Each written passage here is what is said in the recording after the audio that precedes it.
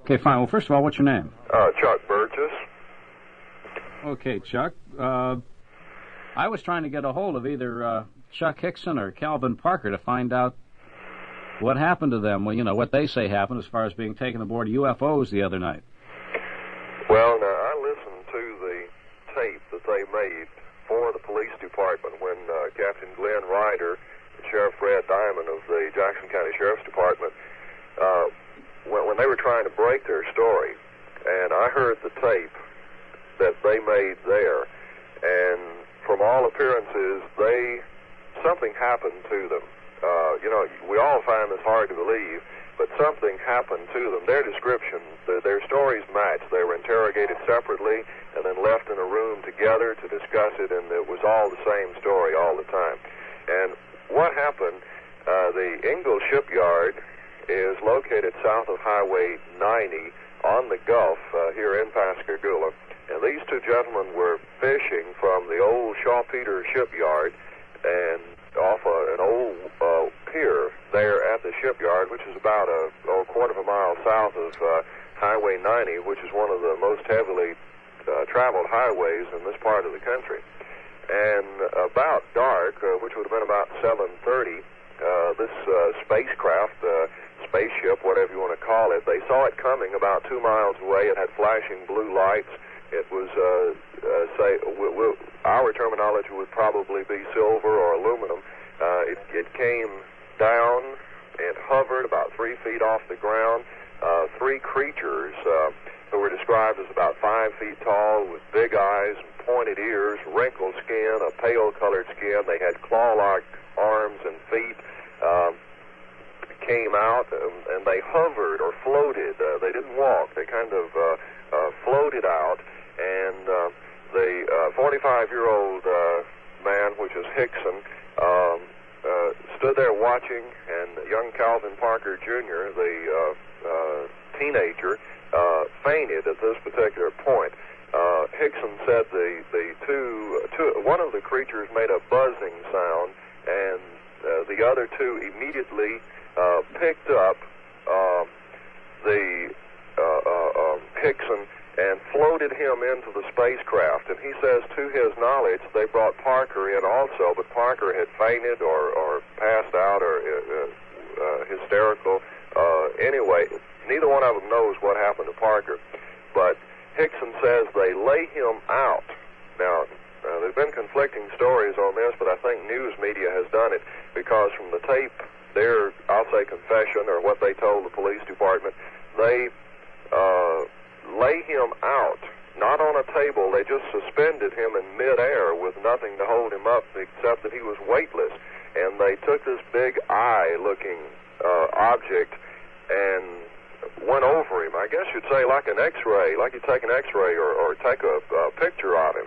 Mm-hmm. And he says he stayed in there about 30 minutes. And then, at a command again, a buzzing sound of one of the creatures, they put him back out. And he described the inside of this machine, and he said it was something that, he's a shipyard worker, he's around electronic parts all the time, and he said he had never seen anything like the inside. It was just like daylight in there, yet there were no lights whatsoever.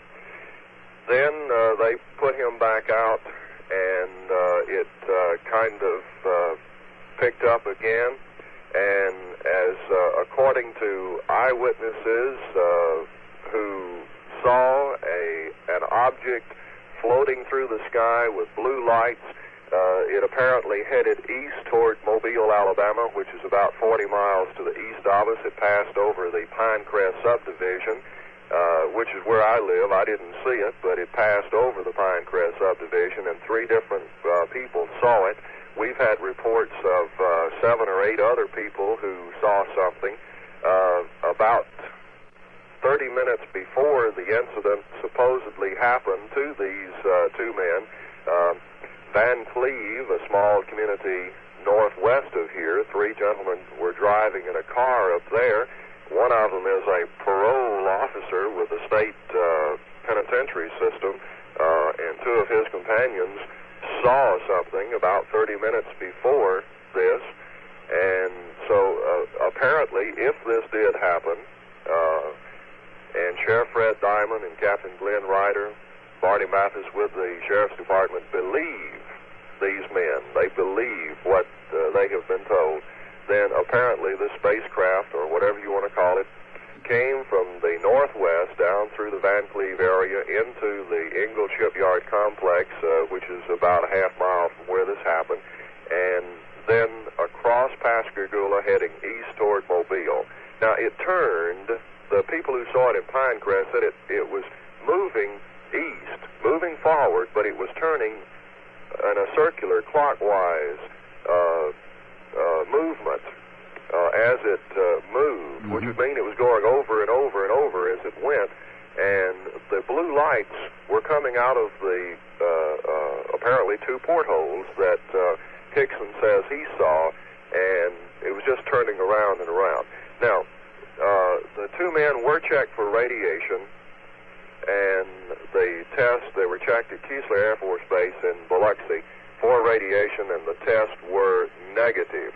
And the two men have stated that they will take a lie detector test, and I just walked in. We haven't had a chance to check the latest happening this morning, but Sheriff Fred Diamond was to call us if anything new happened, so we're assuming that at this point nothing new has been added to the story. Chuck, you said that we could not get a hold of these men individually because their attorney has advised them to say nothing?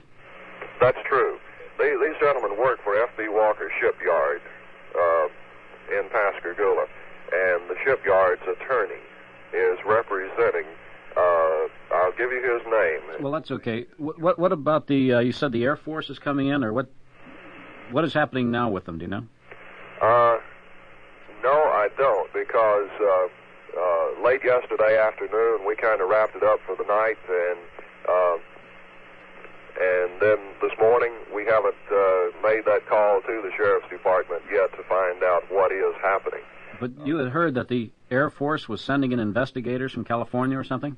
Yes, when they were carried to Keesler Air Force Base for the radiation test, they again told their story there to some officials, and I'm not sure who they talked with over there, but I'm sure they talked with the commander of Keesler Air Force Base, and they have called in some investigators from the Air Force, and they are based in California. That could possibly be Vandenberg, I'm not sure. Now, Chuck, you say you heard the tape of the statement of these two men. Yes. What is your impression? Do you believe them? I believe something scared them, because they are, now they've just handed me a news item that's come in from UPI. They are still scared this morning. In fact, one of the young Parker boy had to have sedation again sometime yesterday. It doesn't say when. But something scared them. And do I believe them? I believe they saw something. And whatever it was has put one of them in shock. And I find it all hard to believe. When I was sitting there yesterday morning listening to the tape, I believed that they saw something. But the further you go, and to me, and I'll say common sense takes over, you begin to wonder, now, did they? How could they? So, I don't know. I think if I were to listen to the tape again, I'd be a believer again. I know Sheriff Fred Diamond is. He is a believer. Do you have a copy of that tape, Chuck? No, I'm sorry. I listened to that tape because of the fact that I didn't believe. When I walked in, I thought it was a big hoax, and I listened to the tape on an unofficial basis. I see. The fact that I'm telling you, I shouldn't even be telling you that I heard the tape. Okay. But I did, and it's strictly on an unofficial basis that I have heard this. Chuck, I want to thank you very much. It'll be interesting to see what develops. There's not really much to say, except it leaves you wondering, doesn't it? Well, it's kind of like Barney Mathis said. Barney is the chief deputy sheriff here in Jackson County. And he said, now, somewhere along the way, Chuck, somebody is going to say, are you continuing the investigation? He said, what do you continue? He said, how do you investigate something like this? As a point, it did not touch down on the ground, so there's no scorch mark, no landing marks, no nothing. We only can take these two gentlemen's word, and remember one of them passed out or fainted, and all he remembers is seeing it and not any of the details of what went on at that time. How old is the Parker boy? The Parker boy, well, I'll give you the same age as we have. He's either 17, he's either 18, or he's either 19. Okay. Conflicting stories. See, we've not been able to talk with these people to actually pin down some of these things. Chuck, again, thank you very much for your time. Thank you very much. We appreciate it. Any way we can help, let us know. Great. Thanks again. Mm-hmm. We've been speaking with Chuck Burgess, who's a news reporter for WCIS Radio in Pascagoula, Mississippi.